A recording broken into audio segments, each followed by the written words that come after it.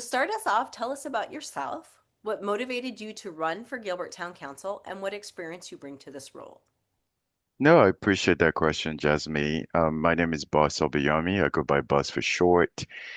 I've been in Gilbert over a decade. Within those decades, obviously, this is not my first time running. I ran for Gilbert Town Council a few years ago, and I've run twice. And a lot of it comes from a place of passion for the community, opportunity to be able to bridge different sectors, which is the business sectors and the local community sector as well. I bring in a wealth of experience. I can talk about myself from different framework, not just from one box. First of all, I'm a management consultant, which is for my day-to-day job. I basically work with different clients in the state and local government. A lot of what people don't know is I actually work in the AI and data space, which a lot of it is driven by government efficiencies. How do we find ways to accelerate a lot of local government and state government? So think of any states out there, we get to work closely with them with the use cases. And my job is be able to lead like end-to-end execution and understanding what use cases, what accelerators or tools with our partners and alliances to help those government be more efficient. So I strongly believe that there are a lot of ways we can be more efficient. There are a lot of ways to partner as well. I see myself as different things. I'm a business leader, I'm a community leader, I'm an enterprise leader. I have my background. I have my, master's in. I have my undergrad in political science. I have my master's in international relations. I have my MBA in business administration. I'm also going through an executive program in Harvard that is curated around policy, around data and AI in public government. So it's always about how do we keep up with the changes that we are. Obviously, Gilbert has changed over the years, and I truly believe that we need leaders that understand kind of where we are, the ecosystem, what has made Gilbert what it is, but also thinking future forward in terms of what are the best ways to grow smartly. So when I use the word smart, I'm not talking about smart house, but closely in terms of like how do we make the right decisions? How do we understand the right tools and infrastructure that is going to help us to get there? So there's a depth of analysis that I bring in. I do think I have a unique experience because I bring in the business, passion for local community. I also started Building Bridges Leadership Foundation, and a lot of it is just I feel like there's a convergence of what we do in private sector, what do we do in local communities, and also what I do from a faith community. So I feel like there's an opportunity for there to be intersectionality in those areas and localizing the impact. So because most of the time we work in silos, we are traveling, we're doing work, but how do we demand more from businesses that are local? Like, can we do more for the community? What are the ways to bridge that? So I'm very passionate about our local community, and one of the things I proposed is how do we have maybe, we partner with the chamber? How do we have a committee on data and AI where we are looking forward in ways where we can provide efficiencies, help small businesses, and so forth? So all that keeps me going. Outside of that, I'm a father, I'm a husband. I have three kids. I have 8 years old. I have twins who are 5. They keep me busy, and I do a lot. And um, sometimes I think people that get to know me think I'm crazy because why would you run to add more to your plate? But I honestly, I'm driven by a sense of call to my community, a sense of service. And I do believe if there's a passion, there's a way to make it work. So that motivation is what drives me. I'm kind of like go until nobody can stop you. And if you can't go anymore, then you figure it out. So I've lived my life that way, and that's why I'm running. And obviously, running again is part of that mentality of don't give up, just keep going, and things will shape up over time. So that's a pretty rap shit. I mean, there's a lot more I can share and interest you guys, but I'm sure some of the stories you guys know already, or you probably don't want to hear too much of my story. So that's really it. Well, it is Yeah, certainly a diverse background, and you said it yeah, right. You definitely have your plate full. But yeah, let's move into yeah. our next question. When it comes to economic development in the business environment, what new or existing initiatives would you support to encourage businesses to stay or to start, grow, and stay in Gilbert? With the I do think we need to find initiatives of where a lot of businesses can thrive. And one is how do they leverage, how do they leverage existing technologies or platform accelerators that will help their business scale? Even when we talk about small businesses, no business wants to be small forever. So I don't like that term small businesses. I think I like grow businesses.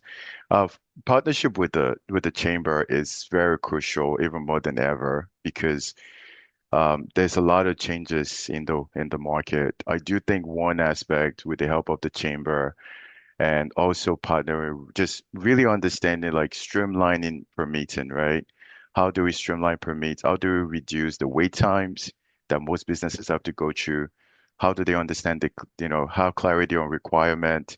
How do we create like predictable timelines for businesses at all sizes? Maybe it's the big businesses, the hyperscalers that have offices here. I do think permitting is a big deal.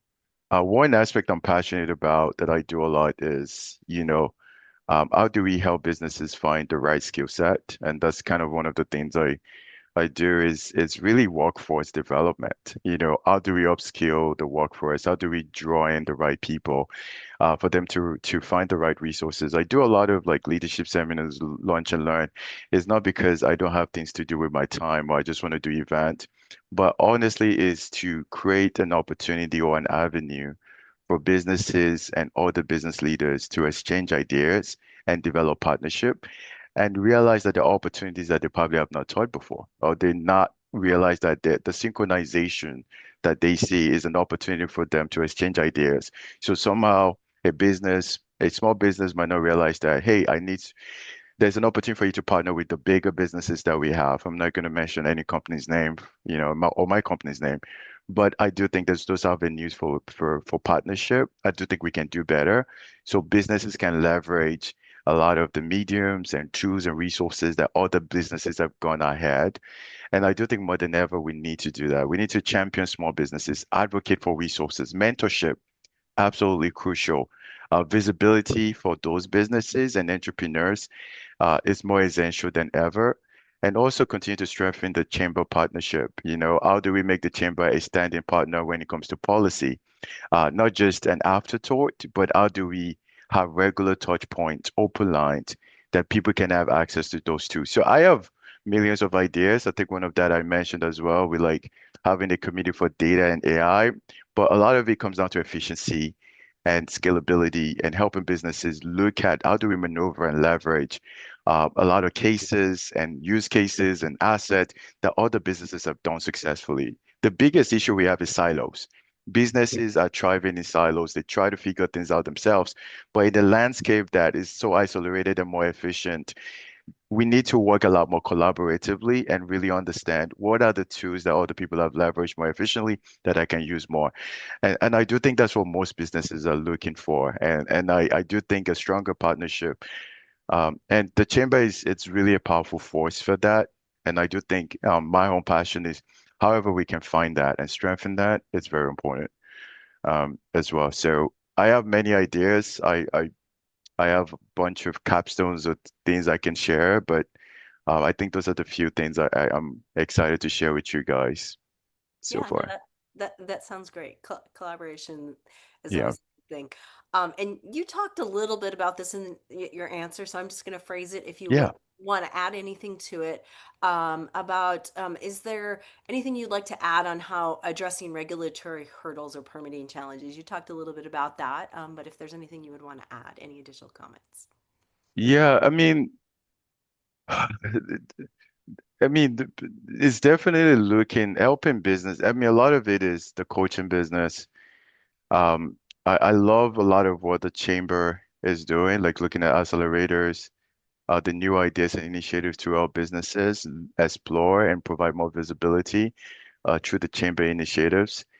A lot of the wait time is it's opportunity to look at what other ways that businesses can bypass or without violating the law, right? How can we streamline the wait times? What can we do? And some of these things might maybe they're policy related, right? They're like government related. So a lot of it might have to do with how do we have strong advocacy, which we're doing with the policy committee, be able to influence maybe state governments to make sure that they don't have too many regulations that is going to inhibit and basically inhibit and reduce the ability of businesses to thrive.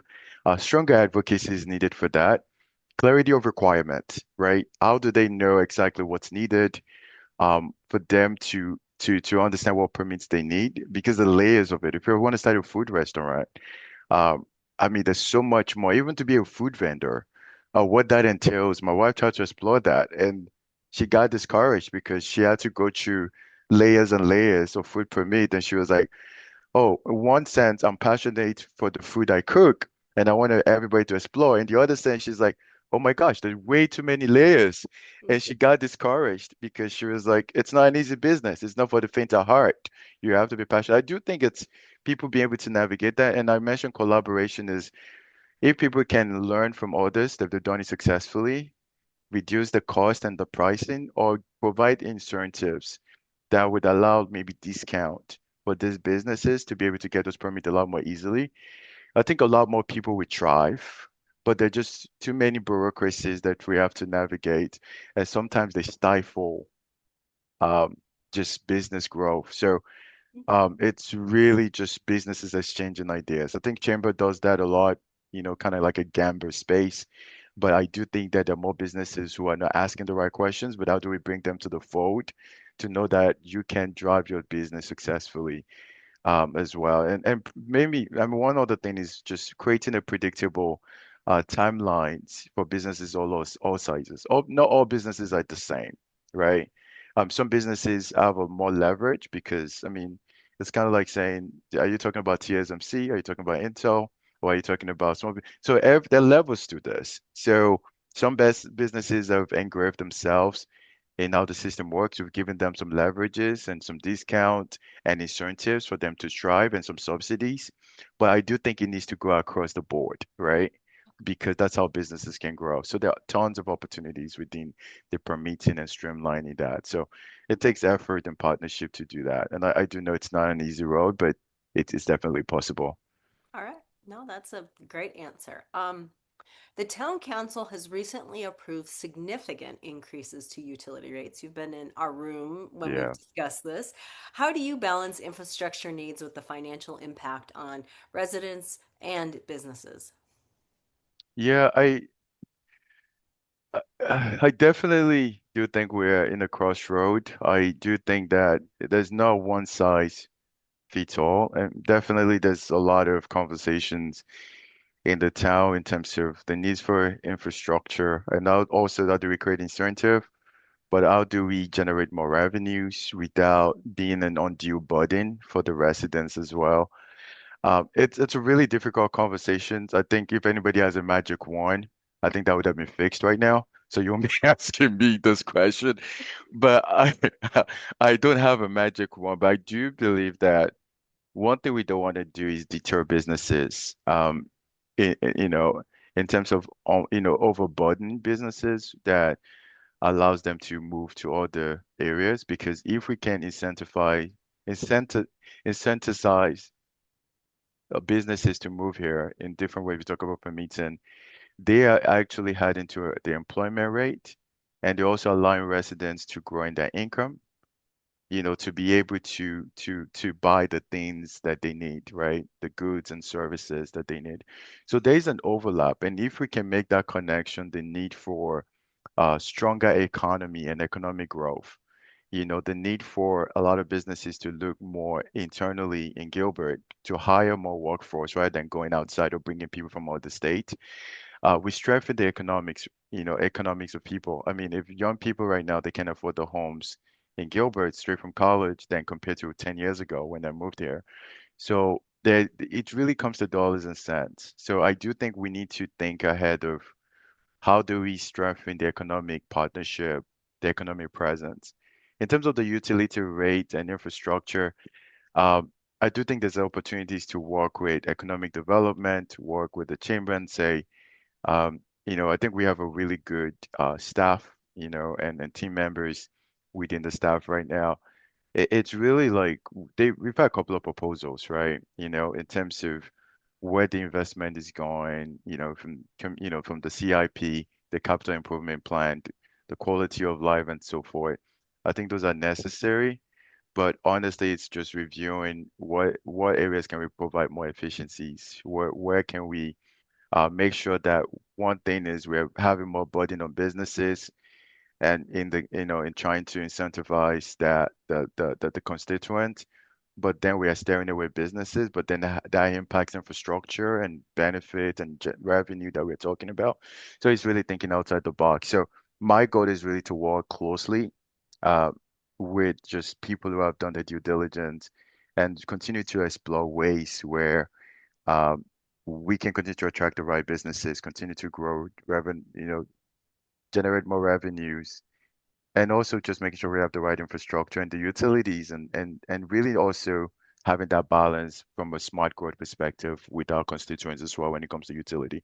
So I wish there's a one size fits all, and I know I'm talking with two sides of my mouth, but but I truly believe that it's we gotta think in terms of how do we continue to make sure there's more dollars in people's pocket and Gilbert is a place where they continue to grow from a workforce transformation and so forth. And that's why I do what I do. I'm creating incentives through building bridges. For me, it's kind of like what are the areas that people are not thinking about that I can think about to draw those partnership between businesses and local community, which sometimes people might not see it now, but they will see the benefit in the future. So there are tons of opportunities there, Jasmine. So thank you for asking that.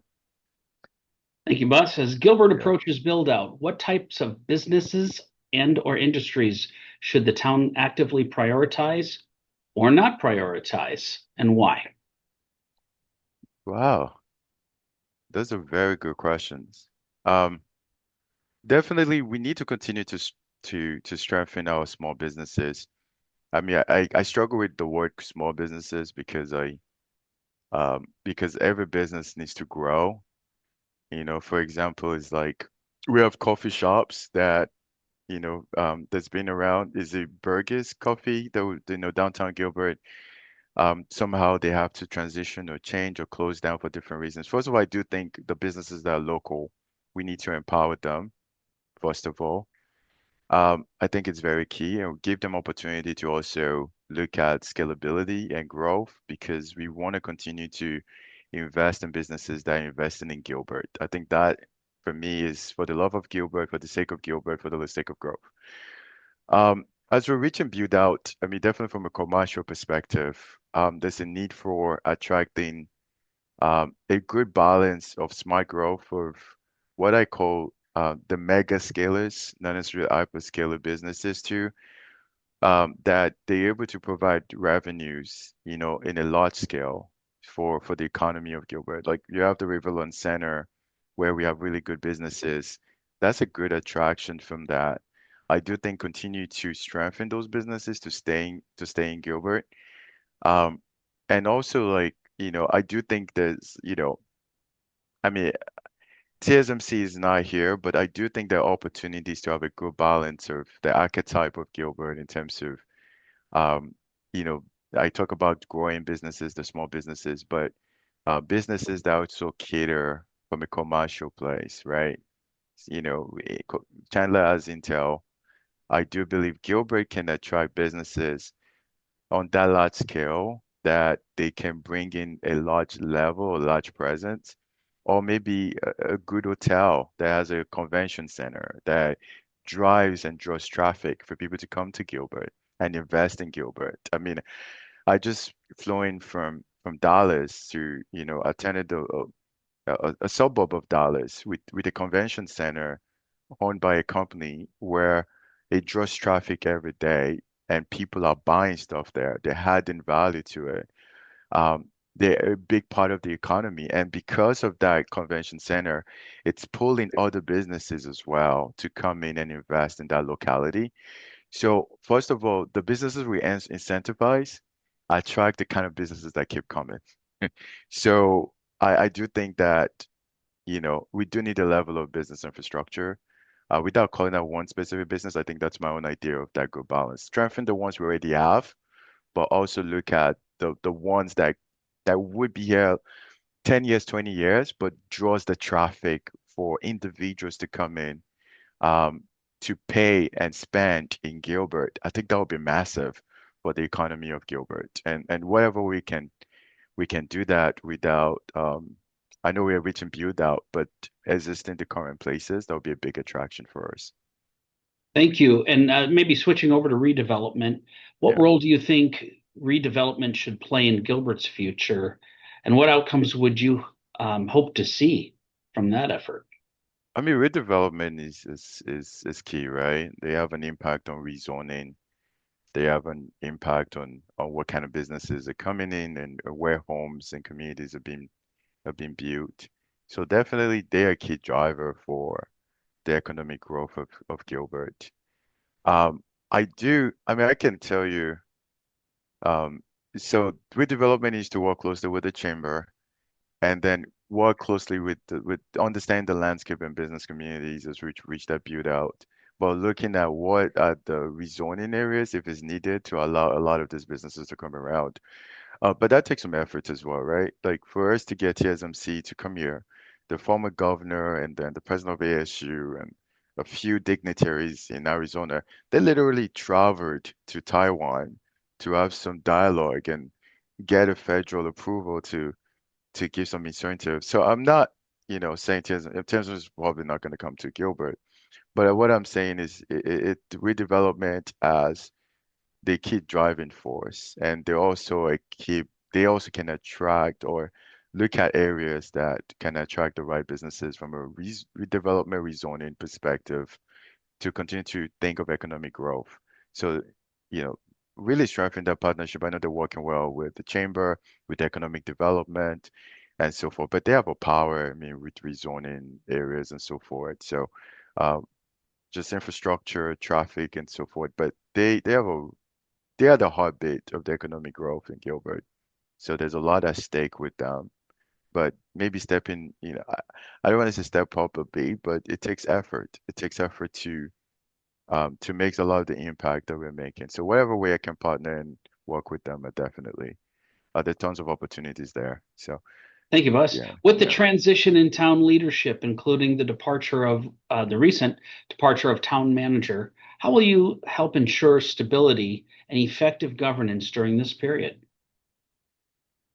No, I think first of all, we need to have like a big sign that says screw you, Patrick. I'm just kidding. No, no, I'm just joking. Please don't you can take that out. Um no, I do think right now people are anxious, especially with the staff as well. Changes can for me, my own philosophy is, not all changes are bad. Changes allows us to think outside the box and it gives us an opportunity to reset. And even when we have exceptional leaders, we've had people that have worked. I have to say, we have a phenomenal time manager who has shaped, not just shaped Gilbert, but shaped the heart and conscience of Gilbert. So we need to be strategic in terms of really so one thing we need to keep in mind is, is stability and steadiness for the town, really the town staff, but also the culture. One thing I learned from my conference this week, and I put it back into this conversation is that culture eats strategy for breakfast. So if a culture is not right, strategy is gonna suffer. We can have all the strategy that we want, but we need a leader that understands a strong culture and a strong presence. So the culture basically means the system development, and be able to work well with the town staff, with the council, be able to understand the dynamics, but provide that level of steadiness, but also very future oriented, future thinking as well. I mean, definitely it's not an easy job. I mean, I do think Gilbert is at the crossroad right now, the key decisions that we have to make. But the opportunity for the town manager to really bring a lot of hope. A great opportunity is a big shoe to wear, but you need to come in and really just be able to provide a sense of hope for the town and work closely with the council and have a presence with the business community. I do think we can underestimate soft presence and soft power. I do think the best town managers are those that understand all the key stakeholders, the key businesses, and if they can remember you and say, I can reach out to this person. Honestly, those things is what lead to more businesses and more opportunities. So there's a level of soft presence that the town manager needs to understand that it's not just getting the work done, but there are stakeholders that you need to develop strategically relationship with, in addition to culture. And I think that's kind of what we need to think about hiring the next town manager. So technical is great, but there has to be a soft presence, for lack of a better term, of leadership as well. I appreciate that. And I will say we only have, well, no Okay, minutes left. But please go we ahead. had three additional questions that we wanted to ask you, but to kind of Yes. wrap them all up into one, um, Gilbert has a large and growing municipal budget. How would you approach that budget in prioritizing, businesses and economic growth? Two, um, Yeah. what responsibilities do elected officials have in setting tone for respectful discourse? Oh yeah. Good. And there's a third one, right? The third one is basically how would you work with the chamber and keep that strong relationship and partnership open? Yeah, I mean, first I'll start with the last one. I do think I'm committed to the chamber in the terms of it's been a key element of my growth in Gilbert through Gilbert leadership, and I know it's a different entity by itself, but I truly believe that the chamber is the economic heartbeat of the town. To continue to strengthen that and also to provide the stability for the economic businesses, to reassure them that they're there to help and help them scale and grow as well. I mean, the council has a significant role to play. I do think that more than ever, we need a good bridge. I love to say building bridges because I building bridges means a lot to me. So different people might have different translation, but it's somebody that understands the present, the past, and the future. They're able to connect both the private sector, the business sector, and also the local community. They understand those landscape pretty well, and they see the intersectionality and how to benefit. You can know policy and not understand that policy without infrastructure is just talking. You can be a smart, book smart, but if you don't know how to implement and you don't understand execution, it's just a waste of time.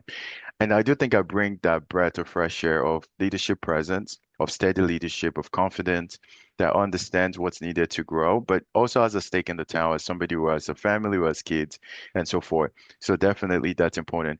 The first one was on businesses, right? Well, it was on budget, but we're out Okay. of time, Yeah, unfortunately. and budget, yeah. So I do think we have a lot of from a budget side in terms of reinvestment, but I do think looking at existing locations and infrastructures and investment that we have and seeing are there ways to optimize that? I mean, are there ways for, opportunity cost and trade-offs? What that look like? So there's a lot, there's a bull in a pork in the budget, whichever way, but we need to look at reinvestment, whichever, and also how to optimize existing places, right? In downtown Gilbert, there's tons of opportunities that we can look at from a budget perspective, that helps the infrastructure. So I apologize I took a lot of time here, but I think they're really great questions. I just feel like there's a lot of things to talk about here.